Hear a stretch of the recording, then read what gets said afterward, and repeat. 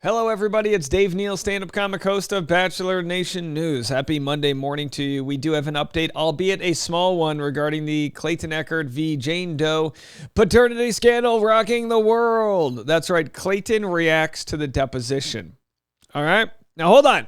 That's not Jane Doe. I blurred out an image of a random deposition, but that's what hers is going to look like. Jane Doe's deposition was videotaped, as all the boomers say. Remember videotapes? You had to hold them up there and crank them. Okay, now we use them on our phone. Okay, it was videotaped, and I hear it's in 4K, baby. No, I have no idea the actual quality. I hope they have good soundproofing. If it was up to me, I would tape this thing with a good bokeh lens flare coming through the window, a nice backdrop for the, get some plants coming up there with some back. Really sell the production value as if this deposition could possibly someday be seen in a documentary. Who knows? I mean, who knows how it works out? How does the public get a hold of the deposition is a question I will try to answer for you guys. But also, I'm going to share what Clayton said and so much more in this video. We're going to highlight some other people doing fantastic work in the world of justice, as it were. And if you want more content, and if you want more goofy, random news for your rush hour ride to work or ride home, this afternoon on the rush hour, I'll be covering this story. Potato found growing inside woman after being used as a contraceptive. Listen, all the stories, they're not all hits, is what I'm trying to say. But sometimes some of the bad stories are the ones that I actually like the most. So anyway, Clayton posted this video, which, by the way, hilarious, because he says, he posted this on March 1st. He said, with respect to February, and by meaning Black History Month, he didn't want to share this video. With all due respect, Clayton is just throwing up winner after winner here. Some people said this is embarrassing. I don't think so at all. I mean, the guy's dancing. He's going to be known as the dancing real estate agent. You know what I mean? You got those gas stations with the inflatable thing. Now there's going to be nothing but real estate agents, popping the whoa and whatever. So here's Clayton's response. Someone said, hey, you must be extra giddy because the woman who made false claims about you is, on the edge of her seat getting deposed and this and that. Well, he responds after a litany of people respond saying, yes, Dave Neal's been covering it. Someone says, go check out Nick Viall's podcast. And other people say, no, don't do that. And look, I'm all about this. Go listen to whatever podcast you want to listen to that covers this case. There may be a new large podcast covering this case today or tomorrow, and I think you're going to love the white hot energy I brought to that channel. So either way, Clayton comments, and this is his only comment.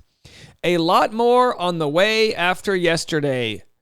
Googly eyes, not for me to share though. So what the hell does he mean a lot more on the way after yesterday? Does he mean, and this is again in response to someone saying that he's extra giddy. So what's on the way after yesterday? This is of course from Saturday. That's all we know from Clayton. I'm going to tell you a few things that I can. And by the way, trust me when I say it ain't much. The judge has been very strict that the people that are in the room during the depositions don't share anything. Those depositions are, I don't want to say sacred, but they're meant for, trying to find out information that can be used against her, really. It's the kind of cross-examination. It's a chance under oath to talk to Jane Doe, right? They bring her to Woodnick Law, and she already dodged her first one, January 17th. She said, well, I'm not going to show up until the judge decides whether or not I have to. The judge is like, you have to, and she's like, oh, dang it. So she shows up.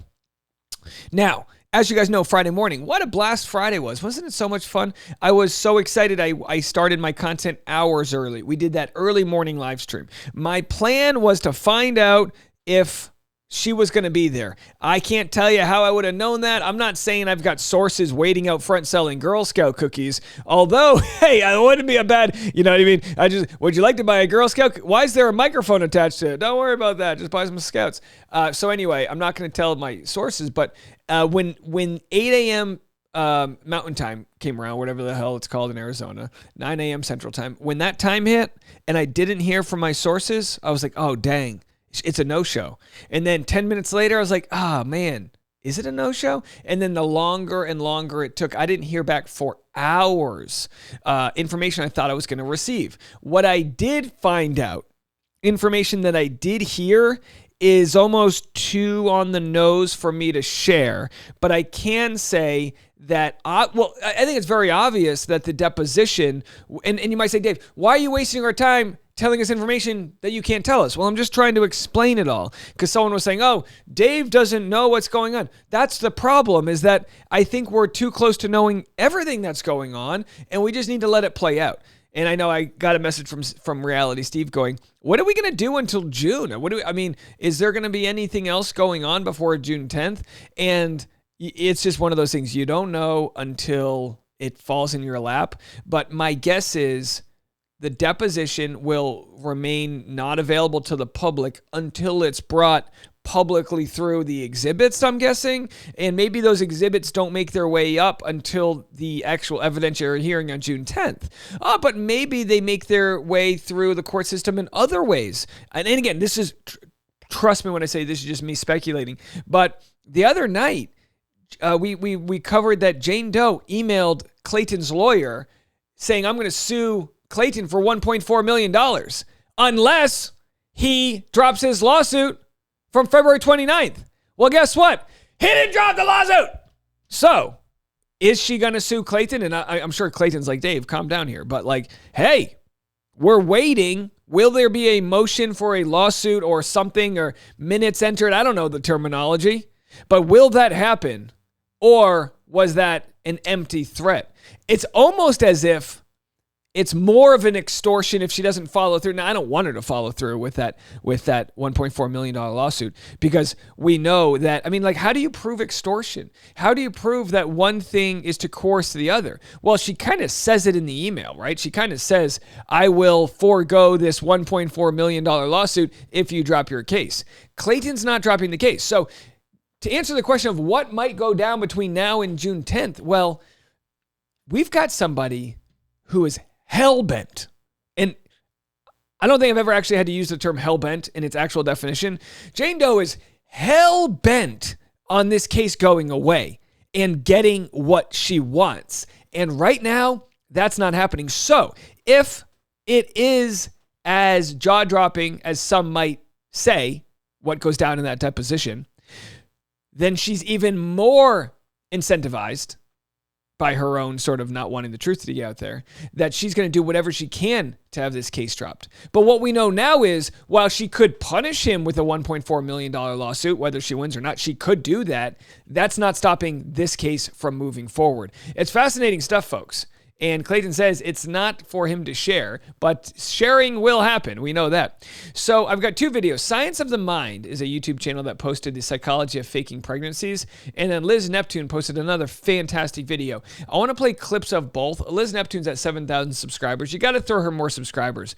The quality of work she's doing here, both audio, video, information, and entertainment, is really, really good. She's doing really good stuff here, folks. So I know she's getting the views, but this one video is actually a couple of weeks old, and she did a really good job on it. And I don't think the views sort of give enough love to what actually is going on here. So we'll check her out in a second. But first, just a little bit from psychologists about what might be going on in the mind of somebody who may be faking. And again, you could apply this. I'm not here to speculate, although in some areas we are, I guess, what is going on in Jane Doe's mind. But in the off chance that all of these different pregnancies she's claimed to have, in the off chance that it's all lies, why? Mason and Krager released their third edition of Stop Walking on Eggshells.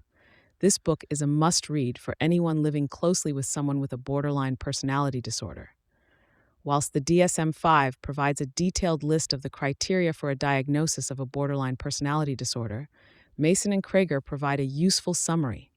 They state, people show wild mood swings, see other people in black and white terms, act impulsively, are highly and easily triggered by real or imagined abandonment, and seem to either hate people or love them. I gotta tell you, the acting impulsively, I would think emailing a judge that there's some sort of rape conspiracy happening would be impulsive, right? The idea of being triggered by real or imagined abandonment is something a lot of people have to deal with, right? We've all been afraid to, we've all got fears of being abandoned in one way or another. I know I've got my own attachment issues when I feel like a friend is pulling away and not giving me the love that I want to give them. All those types of things exist, right? But of course, when you have a disorder like a borderline personality disorder, it can exist and be weaponized in a much more toxic way. These kinds of behaviors lead to intense and unmanageable relationships. Mason and Krieger also state they may insist that everyone else is the problem. They will darvo, deny, attack, reverse, claim victimhood, and make you into the offender. Oh, wow. Make you into the offender. I'm the cyberbully. Clayton's dangerous for her unborn kids. Greg's this. Andrew's that. Matt's over here. This person's there. Can't have Liz Neptune in Florida. Megan Fox is the worst. How dare the psychologist believe reality? Steve, yeah, absolutely. And when you do this one time, you might convince others, wow, that's so-and-so Dave Neal might be the problem. When you do it over and over and over, what I come to terms with, which is a good thing, is that I believe collectively audiences are really smart. That's why I'm always like, whenever anyone's like, you shouldn't platform so-and-so, I'm always like, look, I believe audiences can sniff out bullshit from truth, and I think that's what they did here. What about a narcissistic personality disorder? How does this fit into things? Mason and Krieger talk about a study that took place in 2008. They note that researchers discovered that nearly 40% of people who have a borderline personality disorder also have a narcissistic personality disorder. So, what is a narcissistic personality disorder? The DSM-5 provides a detailed list of the criteria for a diagnosis of a narcissistic personality disorder.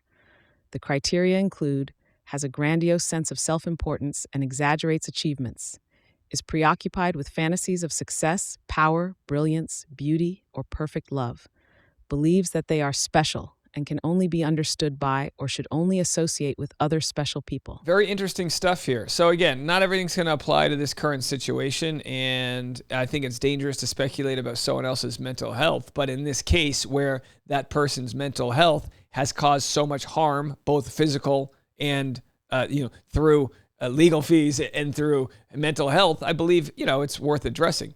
Let's go to Liz Neptune. Again, great video here. Go check out the full video, but let's just play a clip. I first do want to talk about something called pseudocyesis. Pseudocyesis, or false pregnancy, is when a person believes that they're pregnant when they're actually not. It's also sometimes called a phantom pregnancy. With pseudocyesis, a person actually will have the symptoms that they are pregnant. So some of the symptoms that they may have is swollen feet, their stomach starts to distend, their breasts are swollen or painful. And even with all this, they'll have pregnancy tests or ultrasounds and they won't actually be pregnant. Now, I don't think Jane Doe is this, because she ostensibly bought I believe, a fake baby bump. Like if she wore a fake baby bump, she would know she's fabricating this, versus people that think maybe I actually am, It's an actually extremely rare condition, and there's psychological and hormone reasons for that. But there is a difference between pseudocyesis and pregnancy delusion. Another reason why someone might do this is because of a mental health disorder called factitious disorder. It's basically a mental illness where someone will fake actually being ill or impaired in some way, and they may exaggerate symptoms that they already have from an illness or sickness in order to manipulate or gain sympathy from other people. People with this disorder go through great lengths to cover up their lies and to also prove their illness or what have you, that oftentimes they're not able to even identify that what they're doing is severely mentally deranged. So this is what's interesting to me.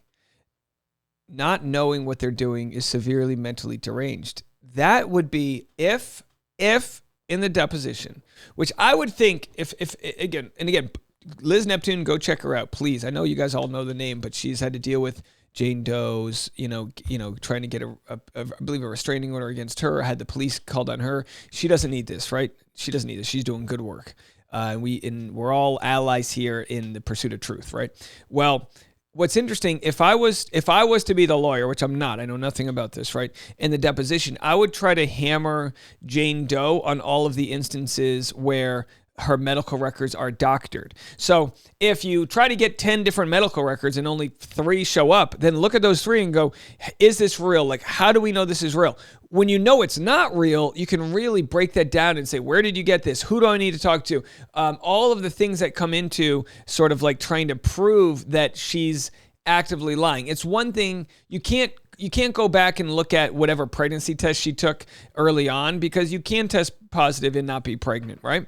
But what they can do is see the overt work she has done to prove her lie. And I think that's the most important aspect that they could cover. What's the most overt way that they can prove her lie? And we don't know what that is, but my guess is it's a lot harder for her to cover those lies when she's talking to them for 4 hours.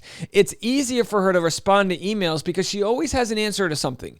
And like Reality Steve will attest, when you're talking to her and you call her out for the fake ultrasound, she'll just be like, wow, so-and-so hacked into my account. But this part's real, and she'll try to divert the attention to something else. So where we stand now, as we go into the next couple months, is probably going to be less reporting of this specific story, but let's read between the lines. Let's talk about the aspects that she's going to have to try to prove. Like how the hell she can say in a second trimester she knew she was pregnant. I mean, we've got experts talking to us who hopefully we can interview that are going to say like, look, there's no way that she can prove this. There's no way at this stage in the pregnancy she can prove that. And the list goes on. So stay tuned for that. I know it's not sexy. It's not salacious right now. But today on the Noontime Patreon, we'll continue to talk about what happened on Friday, because Friday was a big day for me, both regarding the deposition and the podcast I went on. I'm going to get more information about when the podcast I went on comes out. I think it's going to be probably one of the most entertaining things I've ever done. And you might say, oh, Dave, he's trying to make a mockery out of this. He's trying to entertain. Part of telling the truth and raising justice is bringing storytelling ability to this case. It's bringing to people's attention and letting audiences see the story play out, the manipulation play out, the trends play out, the moments where you start to see, oh, she did this in '09, she did this again here, she did this then, and she did this here. And part of illustrating that is trying to make it entertaining, not mocking it, but entertaining in the sense of, how can I tell this story to somebody new so that they can hear it? And the more people that hear this story, the more people that come forward. Every time a major podcast covers a story, new people come forward. It's crazy. I believe most of these podcasts, the bigger ones, have 50,000 to 200,000 people. We live in a country with 330 million people. I think there may be more people that have more to say here that we haven't heard from yet. And we'll have to find that out in the coming days, weeks, and months. We'll be back with more content right after this.